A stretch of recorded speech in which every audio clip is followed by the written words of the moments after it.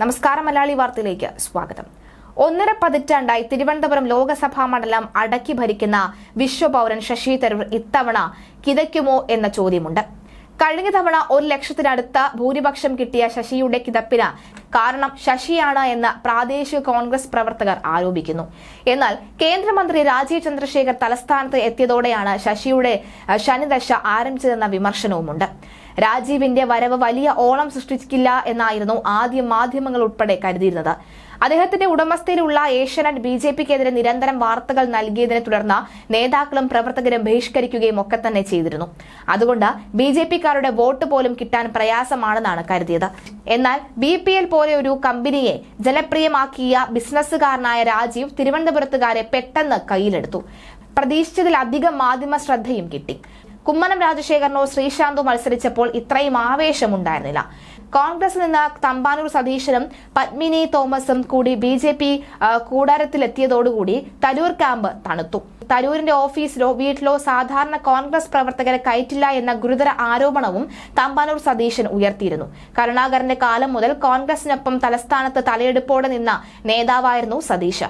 കഴിഞ്ഞ തവണ ശശി തരൂരിനെ തറപ്പറ്റിക്കാൻ VS ശിവകുമാർ അടക്കമുള്ള ചിലർ ശ്രമിച്ചപ്പോൾ ആ വിവരം സമൂഹ മാധ്യമങ്ങളിലൂടെ പങ്കുവെച്ചയാളാണ് സതീശൻ.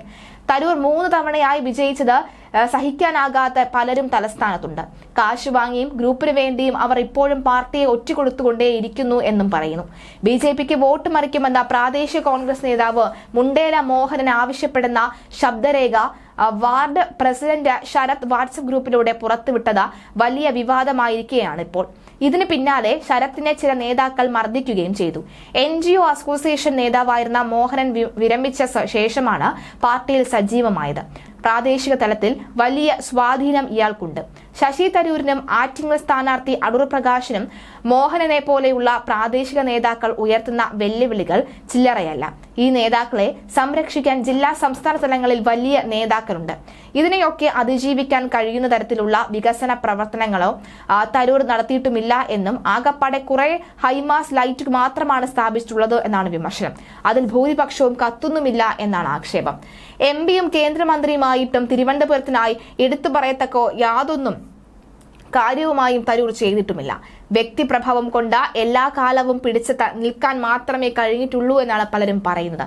അദ്ദേഹത്തിന്റെ പ്രസംഗത്തിൽ നിന്ന് തന്നെ തോൽവിയുടെ രുചി അറിയുമോ എന്ന ഭയവും കാണുമെന്നാണ് പലരും വിമർശിക്കുന്നത്. CPI BJPക്ക് പകരം തന്നെയാണ് ഏറ്റവും കൂടുതൽ എതിർക്കുന്നത് എന്നാണ് തരൂരിന്റെ ആക്ഷേപം. അതിന് രാഷ്ട്രീയ കാരണങ്ങളുമുണ്ട്. LDFും UDFും തമ്മിലാണ് മത്സരമെന്ന മുഖ്യമന്ത്രി പിണറായി വിജയൻ തന്നെ വ്യക്തമാക്കിയിട്ടുമുണ്ട്.